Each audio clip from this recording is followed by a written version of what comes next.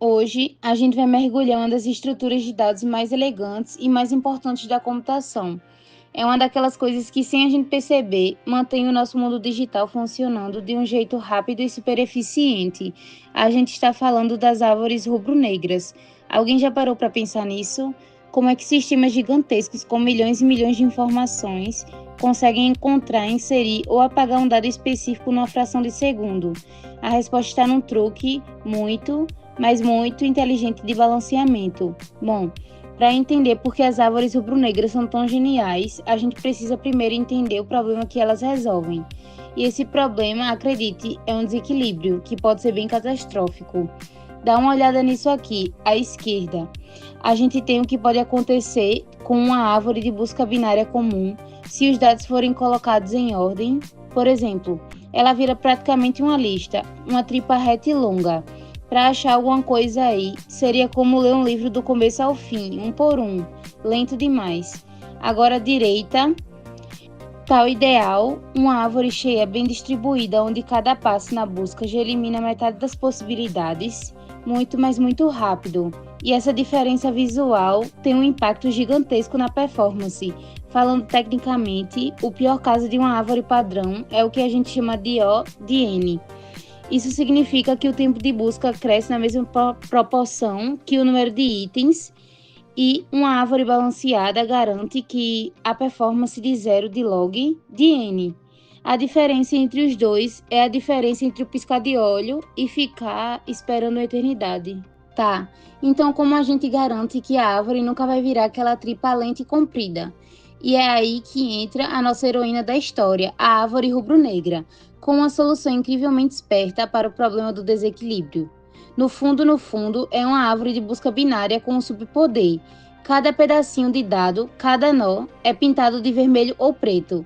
E essas coisinhas simples, essa adição de cores, é a chave que força a árvore a se manter sempre balanceada, aconteça o que acontecer. E o mais legal é que a inteligência dela não vem de um algoritmo super complicado. Vem, na verdade, de um conjunto de 5 regrinhas bem simples que ela precisa obedecer sempre. São essas regras que dão para ela essa capacidade de se consertar sozinha, e elas estão aqui. Regra 1. Todo nó tem uma cor.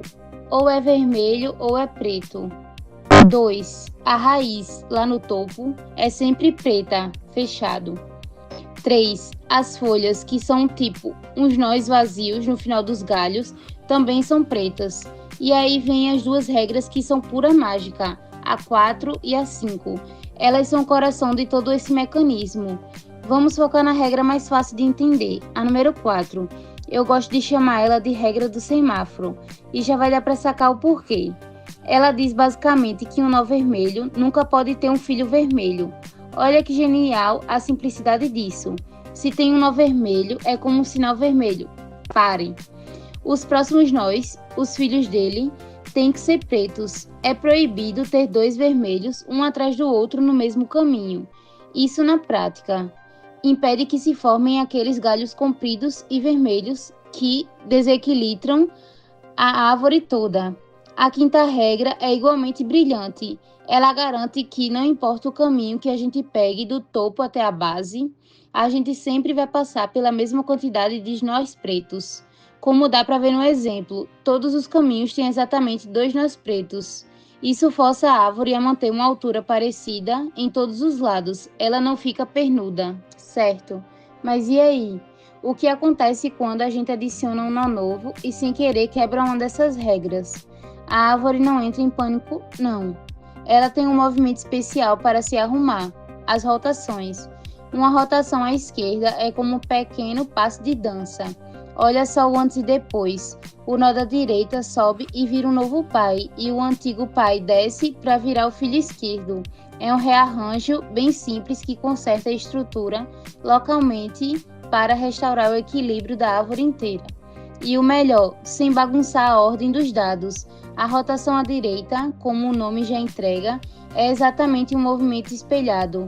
O filho da esquerda sobe e vira o novo pai.